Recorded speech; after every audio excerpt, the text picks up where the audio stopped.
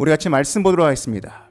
오늘 하나님께서 우리에게 주시는 말씀은 이사야 41장 10절의 말씀, 구약성경 1016페이지입니다.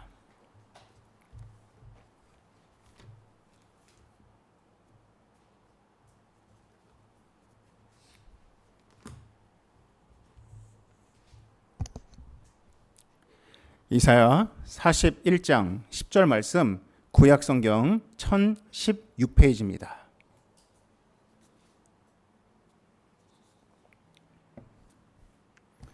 여러분들 앞을 보시면은 앞에 여기 블라인드로 아마 표가 새로 바뀐 것을 아마 보실 겁니다. 이게 올 한 해 우리 말씀의 교회 표입니다. 그래서 41장 10절 말씀이 바로 표에 해당되는 성경 구절인데, 우리 41장 10절 말씀 우리 같이 읽겠습니다. 시작. 두려워하지 말라, 내가 너와 함께함이라. 놀라지 말라, 나는 내 하나님이 됨이라. 내가 너를 굳세게 하리라. 참으로 너를 도와주리라. 참으로 나의 의로운 오른손으로 너를 붙들리라. 아멘. 여러분, 교만이 무엇이라고 생각하십니까? 지금도 제 안에 여전히 좀 남아있긴 하지만은 한때 교만에 일가견이 있는 제가 이 교만이란 놈을 좀 잘 압니다. 보통 교만이라고 하면은 나보다 남을 낮게 여기거나 혹은 스스로를 높게 여기는 것을 교만이라고 생각합니다. 물론 그것도 교만입니다. 그런데 이보다 더 심각한 교만이 있습니다. 여러분, 사람은 살면서 두려움을 느낍니다. 두려움이란 감정이 꼭 나쁜 감정은 아닙니다. 우리가 높은 곳에 올라갔을 때도 두려움을 느낄 수 있고, 위험한 상황을 맞닥뜨렸을 때도 두려움을 느낄 수 있습니다. 이러한 두려움은 사람으로 하여금 경계감을 가져다 주고 또한 위험에 노출되는 것을 막아줍니다. 꼭 두려움이 나쁜 감정은 아니라는 것입니다. 하지만 지나치게 두려움에 압도되고 또한 위험한 상황이 없는데도 불구하고 두려움을 느낀다면은 사람을 참 괴롭게 만드는 것 같습니다. 하루하루를 힘들게 만들 수가 있습니다. 여러분들은 사람을 두렵게 하는 요소가 무엇이라고 생각하십니까? 제가 개인적으로 심리학을 참 좋아합니다. 그래서 아마 도서 가운데도 심리학 관련된 책들이 많이 있음을 아마 보실 겁니다. 그러한 심리학 책에서 두려움을 이야기할 때 항상 공통되는 두 가지 키워드가 있습니다. 그게 무엇인지 아십니까? 바로 낯섦과 그리고 예측 불가능성입니다. 이 낯설다는 것과 예측할 수 없다는 것은 사람에게 두려움을 줍니다. 물론 꼭 두려움을 주는 것은 아닙니다. 여러분 생각해 보십시오. 이제 아마 여러분들은 1월 1일이 되면은 또한 여행 가시는 분들이 좀 있을 것 같습니다. 여러분, 우리가 왜 여행을 갑니까? 우리가 일상에는 모든 게 다 익숙합니다. 근데 여행을 가면은 낯선 환경과 낯선 음식과 낯선 사람들을 만날 수가 있습니다. 그때 느껴지는 낯섦은 우리에게 두려움을 주지 않습니다. 기쁨과 즐거움을 줍니다. 예측 불가능성도 마찬가지입니다. 여러분들이 드라마를 보거나 영화를 볼 때 뻔한 스토리라면은 절대로 재밌지가 않습니다. 영화나 드라마를 보는데 내가 예측할 수 없는 상황이 전개가 되고, 영화를 보는데 내가 예측할 수 없는 그러한 화면이 눈에 보여질 때 우리는 만족감과 즐거움을 느낍니다. 이처럼 낯섦과 예측 불가능성이 꼭 사람한테 두려움을 주는 것은 아닙니다. 그럼 여러분들 언제 그것이 우리에게 두려움을 주는지 아십니까? 그것이 직접적으로 나에게 영향을 미치는데 그것에 대한 나의 통제력이 상실되었을 때 우리는 두려움을 느낍니다. 여러분 생각해 보십시오. 우리가 살다가 겨울에 감기에 걸릴 수가 있습니다. 감기는 우리에게 너무나 익숙한 질병입니다. 그리고 이 감기에 걸렸을 때 우리는 어떻게 하면은 그 감기에서 나을 수 있는지 우리 너무 잘 알고 있습니다. 그러니 감기에 걸렸다고 해서 그것이 우리에게 큰 두려움을 주지는 않습니다. 하지만 여러분들 육아를 해보십시오. 육아를 하다 보면은 내가 전혀 맞닥뜨리지 못한 상황을 경험할 때가 있습니다. 때로는 내가 통제할 수 있는 상황이기도 하지만은 때로는 이게 무슨 일인지 너무나 낯설고 어떻게 해야 되는지 모를 때 우리는 두려운 감정이 듭니다. 내 육체의 질병도 마찬가지입니다. 내가 평소에 느끼지 못했던 그러한 육체의 이상함이나 혹은 괴로움을 경험했을 때 우리는 두려워합니다. 회사에서도 마찬가지입니다. 회사에서 뻔한 일들, 익숙한 일들, 내가 경험해왔던 상황이 아니라 내가 도저히 어찌할 줄을 모르는 일이 나에게 주어졌을 때, 혹은 내가 어떻게 반응해야 될지 모르는 사람들을 맞닥뜨렸을 때 우리는 두려움을 느낀다는 것입니다. 저는 20대에서 30대 중반까지 이러한 낯설고 예측 불가능한 환경이나 사람을 대할 때 저는 두려움을 거의 느끼지 않았습니다. 왠지 아십니까? 제 안에 확신이 있었습니다. 나는 이 모든 것들을 통제할 수 있어. 나는 이 모든 것들을 내가 원하는 대로 컨트롤할 수 있어라는 자기 확신이 충만했습니다. 여러분, 이러한 것이 찐 교만입니다. 찐 교만, 진짜 교만이 무엇인지 아십니까? 나보다 남을 낮게 여기는 것, 이 정도의 교만이 아니라 내가 어떠한 환경에 있다 할지라도 그 모든 것들을 나는 통제할 수 있고 제어할 수 있고 내가 원하는 대로 바꿀 수 있어라는 게 바로 진짜 하나님 앞에서의 교만입니다. 그럼 제가 그러했습니다. 저는 두려움이 없었습니다. 어떠한 상황을 만나도 내가 모든 것을 컨트롤할 수 있다는 확신이 제 안에 충만했습니다.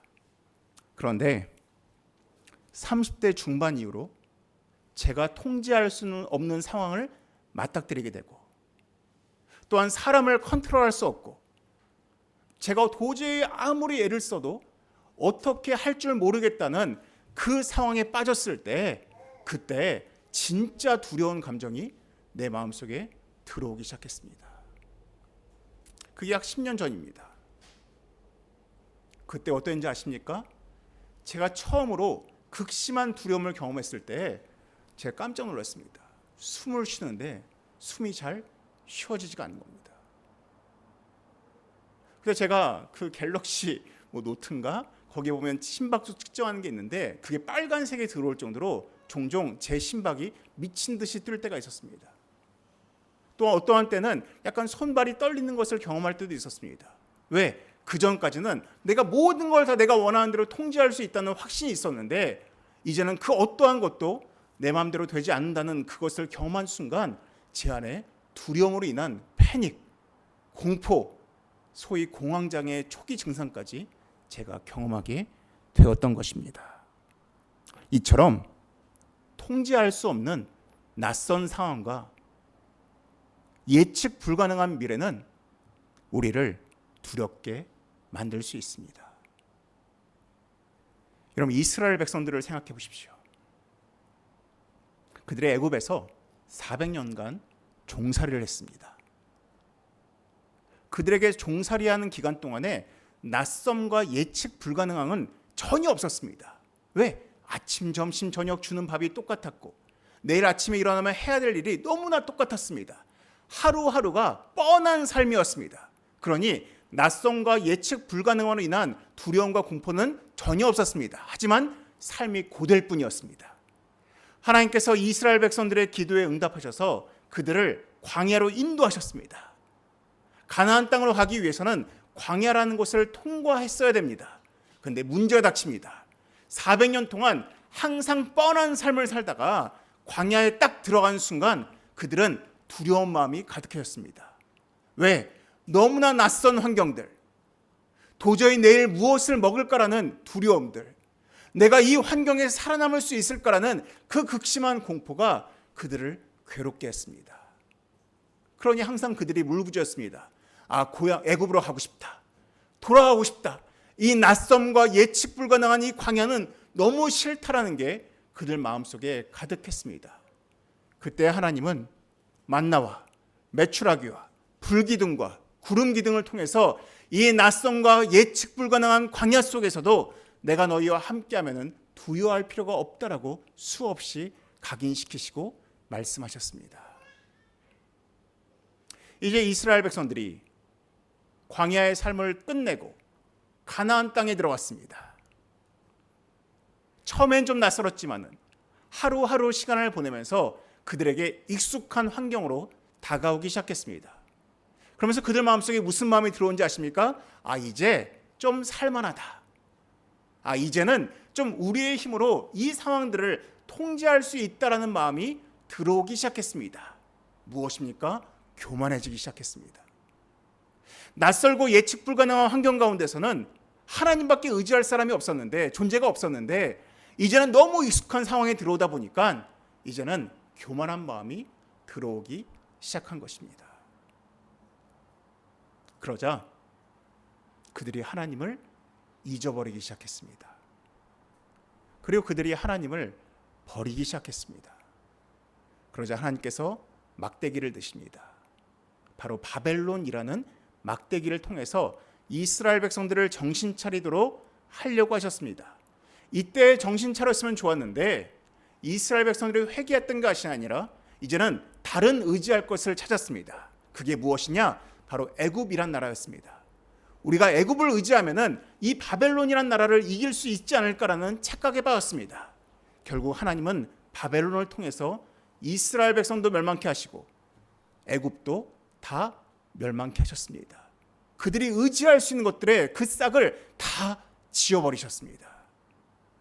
그리고 하나님은 이스라엘 백성들 목에 밧줄을 맺고 그들을 바벨론 땅에 포로로 끌어가셨습니다. 예루살렘에서 바벨론까지의 거리가 약 1000km입니다.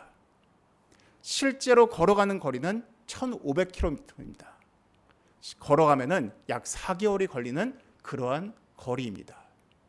이스라엘 백성들이 바벨론에 4개월 동안 걸어서 포로로 딱 도착하는 순간 그들이 본 게 무엇인지 아십니까?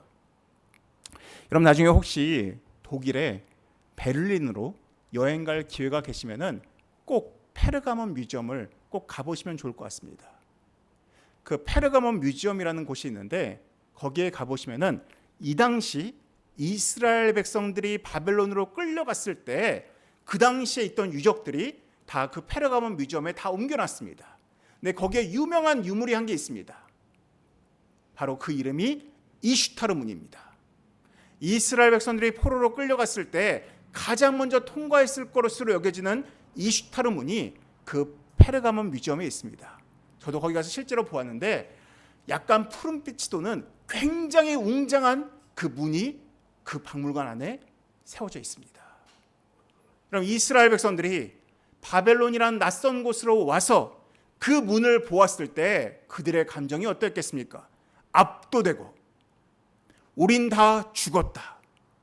우린 다 끝났다. 이제는 소망이 없다라는 그 마음이 그들 마음에 팽배했을 것 같습니다. 이제 우리 어쩌면 좋냐? 이처럼 발달된 문명 아래에서 우린 다 죽었다라는 마음이 그들 마음속에 들었을 것입니다. 낯섦과 예측 불가능한 그 상황이 이젠 그들로 하여금 낙심하게 만들었습니다. 그러한 이스라엘 백성들에게 주셨던 말씀이 바로 이사야 41장 10절의 말씀입니다. 이 말씀이 바로 그러한 배경입니다.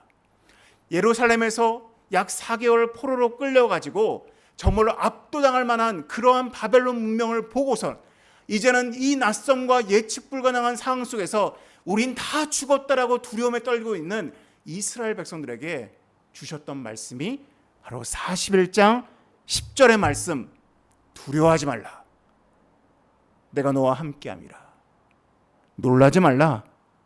나는 내 하나님이 됨이라라는 이 말씀이었습니다. 하나님은 이제 어찌할 줄을 모르는 이스라엘 백성들에게 이렇게 말씀하십니다. 두려워하지 말고 놀라지 말라. 저는 이 지금 이스라엘 백성들의 지금 이 상황이 어쩌면 여러분들이 마주하고 있는 상황일지도 모르겠다라는 생각이 들었습니다. 여러분 가운데 어떠한 분들은 새로운 직장에 이직하여서 새로운 환경 속에서 새로운 사람들과 새로운 일을 또한 새로운 책임감을 가지고 있으면서 낯섦과 예측 불가능한 속에서 두려움과 놀람이 있는 분이 있을 것입니다. 또한 여러분 가운데 이제껏 한 번도 하지 않았던 자녀를 양육하면서 하루하루가 새로운 낯섦과 예측 불가능함을 경험하면서 그 마음에 두려움이 있는 분들도 있을 것입니다. 또한 어떠한 분들은 새로운 환경 속에서, 어떠한 분들은 앞으로의 자녀 양육을 기다리면서, 어떠한 분들은 재정적으로, 환경적으로 여러 상황들 가운데서 낯섦과 예측 불가능한 환경 가운데서 어찌할 줄을 모르는 두려움과 놀람의 감정을 갖고 계신 분들이 있을 것입니다. 이스라엘 백성처럼 어쩔 줄 모르는 백성들을 향해서 하나님께서 이렇게 말씀하십니다. 두려워하지 말라. 내가 너와 함께함이라. 놀라지 말라. 나는 내 하나님이 됨이라라는 말씀입니다. 제가 좀 부끄러운 이야기 한 가지를 나누고자 합니다. 제가 한 10년 전쯤에 터키라는 곳에 가서 패러글라이딩을 할 기회가 있었습니다. 제가 예전에 비행기에서 뛰어내리는 것도 경험을 하였지만은 그 터키에서 하던 패러글라이딩은 사실 처음 경험하는 것이었습니다. 약 해발 한 1,500m 되는 산 위로 올라가 가지고 약간 절벽 같은 곳에서 이제 막 달리기를 해서 뛰어서 점프하는 겁니다. 근데 혼자 하는 건 아니고 뒤에 이제 전문가가 저를 이제 그 앞에 의자가 있는 채로 저를 거기 앉혀놓고서는 같이 뛰는 것입니다. 근데 제 뒤에 있던 그 전문가가 저한테 꼭 두 가지를 주의시켰습니다. 뭘 주의시켰느냐? 절벽에서 끝까지 달려가야 된다. 절벽이 눈앞에 보이더라도 꼭 발 달리는 것을 멈추면 안 된다라고 얘기했습니다.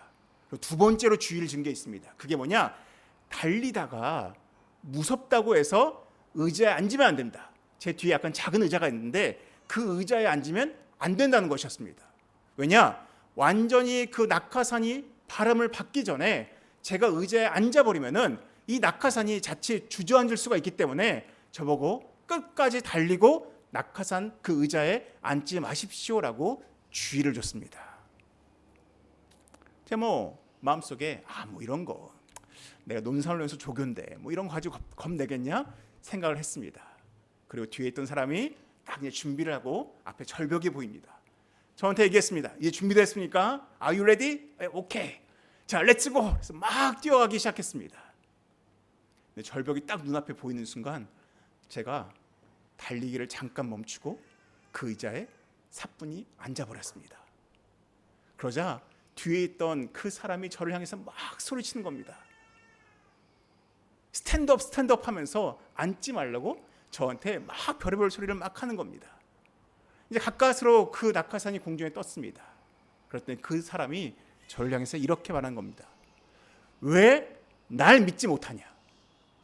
너는 그냥 달리기만 하면 되는데 왜 거기서 그냥 앉아버리느냐? 그러니까 우리 다 죽을 뻔했다라고 하면서 저한테 막 주의를 주는 것이었습니다. 저한테 왜 나를 믿지 못하냐라고 저한테 계속해서 얘기하는 것이었습니다. 하나님께서 우리에게 말씀하시는 것이 그것입니다. 하나님께서 우리에게 그냥 가만히 있어라를 말씀하시는 건 아닙니다. 우리에게 다른 박질할 걸 요구하십니다. 우리에게 일어설 것을 요구하십니다. 근데 자꾸만 우리가 두려워서 다른 박질을 멈추고 자리에 그냥 앉아버리게 되면은 우리가 날아갈 수 있는 그 기회를 놓쳐버리고 만다라는 것입니다. 하나님께서 14절에 참 역설적인 말씀을 하십니다. 41장 14절에 이러한 말씀을 하십니다. 버러지 같은 너 야곱아라고 말씀하십니다. 아니 이스라엘 백성들을 향해서 막 두려워하지 말라, 놀라지 말라라고 말씀하면서 그 이스라엘 백성들을 향해서 뭐라고 하십니까? 버러지 같은 야곱아라고 이야기하십니다. 이건 언뜻 보면 비난처럼 보일지 모르겠습니다. 근데 여기서 하나님께서 의도하시고자 하는 바는 다른 게 있습니다. 뭐냐? 야, 너희들은 아무것도 할 수 없음을 인정해라 라고 요구하시는 것입니다. 너는 벌레와 같아. 너는 스스로 할 수 있는 것이 아무것도 없어라고 인정해라고 말씀하신 겁니다. 대신 뒤에 이렇게 말씀하십니다.